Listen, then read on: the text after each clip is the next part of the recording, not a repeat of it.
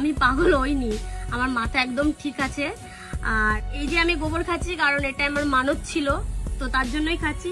আমরা চাল না পাঠালে, পেঁয়াজ না পাঠালে যে কাঙালি দেশ না খেতে পেয়ে মরে যাবে, সে বাংলাদেশে আবার এত বড় বড় কথা। ভাইরে, ভারতের হিন্দুরা দুধের চেয়ে গোমূত্র বেশি পছন্দ করে। তাদের ফেভারিট খাবার হচ্ছে গরুর গোবর আর গোমূত্র। আর এই জন্য দেশটিতে দুধের চেয়ে 4 থেকে 6 গুণ বেশি দামে বিক্রি হচ্ছে গোমূত্র। যেখানে 1 লিটার গরুর দুধ 35 রুপি, ভারতে 1 লিটার গোমূত্র বিক্রি হচ্ছে 200 থেকে 300 রুপি। আর এই জন্য ভারতীয় খামারিরা রাতভর জেগে থাকে এটা দেখার জন্য কখন গরু গোমূত্র বিসর্জন দিবে আর চট করে গরম গোমূত্র সংগ্রহ করবে। তাছাড়া কৃষি জমিতে ব্যবহার করা হচ্ছে এই গোমূত্র, আর এই ফসল বাংলাদেশে আমদানি হচ্ছে। ভারতে এখন গরুর গোবর আর গোমূত্রর ব্যবসা রমরমা।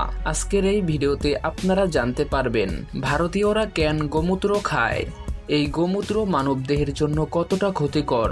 চলুন বিস্তারিত সবকিছু জেনে নেওয়া যাক। ভারতীয়রা মাঝে মধ্যে বাংলাদেশকে নিয়ে ব্যঙ্গ করে, আর তারা বাংলাদেশকে কাঙাল বলে ডাকে। আমরা চাল না পাঠালে, পেঁয়াজ না পাঠালে যে কাঙালি দেশ না খেতে পেয়ে মরে যাবে, সে বাংলাদেশে আবার এত বড় বড় কথা। ওটা পিস অফ শিট, ওটা আবার দেশ নাকি? আমাদের ভারতবর্ষের লোকেরা একসাথে দাঁড়িয়ে পেচ্ছাপ করে দিল, ও মানচিত্র থেকে ভেসে বেরিয়ে চলে যাবে। তারা নাকি সীমান্তের ওই পার থেকে মুতে দিলে বাংলাদেশ ভেসে যাবে। আমার মনে হচ্ছে তাদের মুতার মেশিন ফারাক্কার বাঁধের চেয়েও বড়, না হলে বাংলাদেশের মতো এত বড় রাষ্ট্রকে তারা কিভাবে মুতে ভাসিয়ে দিবে। গবেষকদের মতে সাংস্কৃতিক, অর্থনৈতিক এবং রাজনৈতিক কলকৌশলের দিক দিয়ে ভারত থেকে বাংলাদেশ এগিয়ে রয়েছে। বাংলাদেশের মানুষেরা খোলা স্থানে পায়খানা করে না বললেই চলে, অথচ এখনো ভারতের অনেকেই মাঠে ঘাটে, খোলা স্থানে কিংবা রেল স্টেশনে পুরুষ মহিলা উভয়ই মলমূত্র করে এবং কি তারা ঘৃণিত গরুর গোমূত্র পান করে।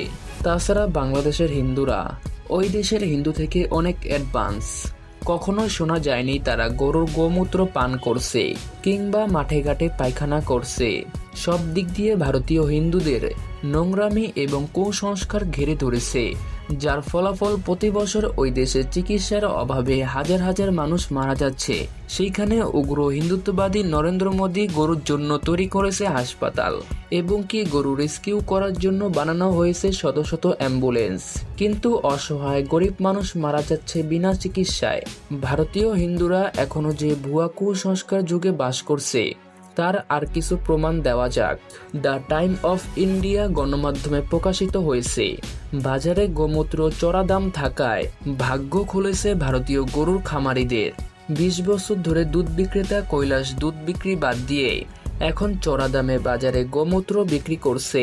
মাটিতে পড়ার আগে গোমূত্রর জন্য তিনি সারা রাত জেগে থাকেন। তিনি আরো বলেন, গরু আমাদের মা, তাই মায়ের গোমূত্রের জন্য সারা জেগে থাকলে আমার কিছুই হয় না। এদিকে জয়পুরের এক খামার থেকে ইতিমধ্যে গোমূত্র কিনছে এই দুধ বিক্রেতা। তিনি আগে মানুষের বাড়িতে বাড়িতে দুধ বিক্রি করত। এই ব্যক্তি বলেন 1 লিটার গোমূত্র 40 থেকে 50 টাকায় কিনে তা 2 গুণ ডাবল দামে বিক্রি করে। তাছাড়া গোপন সূত্র থেকে জানা যায় ভারতীয় কৃষি জমিতে গোমূত্র ব্যবহার করা হচ্ছে। হিন্দুরা বলছে কীটনাশকের পরিবর্তে তারা গোমূত্র ব্যবহার করছে। তারা তাদের ফসলকে পোকামাকড় আক্রমণ থেকে বাঁচানোর জন্য গোমূত্র ছিটায়। বাংলাদেশের অনেকেই দাবি করে ভারত থেকে কৃষি ফসল আমদানি বন্ধ করতে হবে, কারণ তারা জমিতে গোমূত্র স্প্রে করে, আর এই গোমূত্র ইনডাইরেক্টলি বাংলাদেশের মানুষের পেটে প্রবেশ করছে, যার ফলে মরণব্যাধি রোগে আক্রান্ত হতে পারে। সাম্প্রতিক কলকাতায় গরুর দুধের চেয়ে চড়া দামে গোমূত্র বিক্রি হচ্ছে। গত 3-4 বছরে ভারতের বিভিন্ন রাজ্যে গোমূত্র চাহিদা বেড়েই চলেছে। কলকাতা শহরে গোমূত্র ব্যবসা রমরমা থাকায় অন্য রাজ্য থেকে গোমূত্র এনে বিক্রি করছে একাধিক ব্যবসায়িক। ললিত আদরওয়াল নামে এক গোমূত্র ব্যবসায়িক এজেন্ট জানান, গত কয়েক বছরে কলকাতার বুকে গোমূত্র চাহিদা 5 গুণ বেড়েছে। কলকাতায় মাসে প্রায় 3000 লিটার গোমূত্র বিক্রি হচ্ছে, যার প্রতি লিটার 200 টাকা দর। এদিকে জানা যাচ্ছে গরুর গোবর এবং গোমূত্র থেকে তৈরি দাঁতের মাজন, চুলের তেল, শ্যাম্পু, কন্ডিশনার প্রভৃতি তৈরি করা সম্ভব।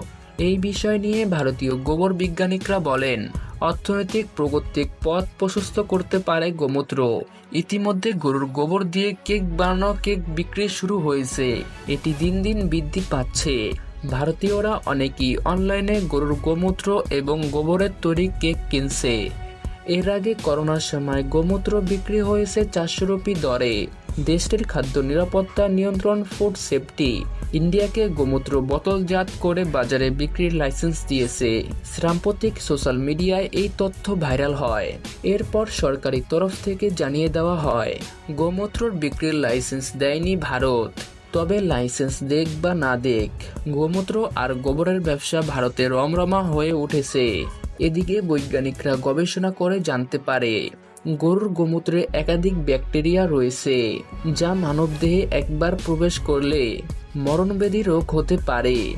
বিজ্ঞানিকরা বলেছে গরুর প্রস্রাব মানুষের কখনোই উপকারে আসবে না। তাছাড়া এই গরুর প্রস্রাবে ইস্চেরিচিয়ার মতো এক ব্যাকটেরিয়া রয়েছে, যা মানবদেহের পাকস্থলী ড্যামেজ করতে সক্ষম। সব মিলিয়ে গরুর প্রস্রাব কখনোই মানুষের উপকারের যোগ্য নয়। তবে হিন্দু ধর্মের নেতাদের দাবি গরুর প্রস্রাব হিন্দু ধর্মের সাথে সমৃদ্ধ নয়। তারা বলেছে কিছু ভণ্ড মূর্খ ঘৃণিত শ্রেণীর লোক এসব করে থাকে খবরের শিরোনামে আসার জন্য। ভারতে যারা গোমূত্র বিক্রি করে জীবন নির্ধারণ করে তারা বেশিরভাগই মূর্খ, অশিক্ষিত। হিন্দুদের সাথে এই গোমূত্রর কোনো সম্পর্ক নেই। এই গোমূত্র পানকারীদের অসভ্য এক শ্রেণী বলা যায়। যদিও ওই দেশের সরকার গোমূত্রকে সমর্থন করে, অনেক নেতারাও গোমূত্র সেবন করে, যেমন পাগলা বিজেপি নেতা শুভেন্দ্র। এই বিষয় নিয়ে বাংলাদেশে মানুষ ফান করা শুরু করেছে। অনেকেই বলেছে বাংলাদেশে গোমূত্র আর গোবর রয়েছে, যা ভারতের দাদাবাবুদের আমরা ফ্রিতে দিতে চাই। তো সব মিলে এখন ভারতের ফসল বাংলাদেশে বয়কট করতে হবে, কারণ তাদের ফসলে গোমূত্র স্প্রে করে থাকে। তাই মুসলিম দেশ হিসাবে উচিত না ভারতকে বয়কট করা। যাই হোক ভাই, আমি আব্দুল্লাহ আপনাদের একটা কাজের কথা কই। ড্রেনের পচা পানি যেমন মানুষের পানের উপযোগী না, ঠিক তেমনি গোমূত্র মানুষের পানের উপযোগী না। তবে এই কথা ভারতীয় কুসংস্কার মাথামোটা পাগলদের কে বুঝাবে? এখন আপনাদের এই বিষয় নিয়ে কি মতামত অবশ্যই কমেন্ট করে জানান। দেখা হচ্ছে পরবর্তী ভিডিওতে। আল্লাহ হাফেজ।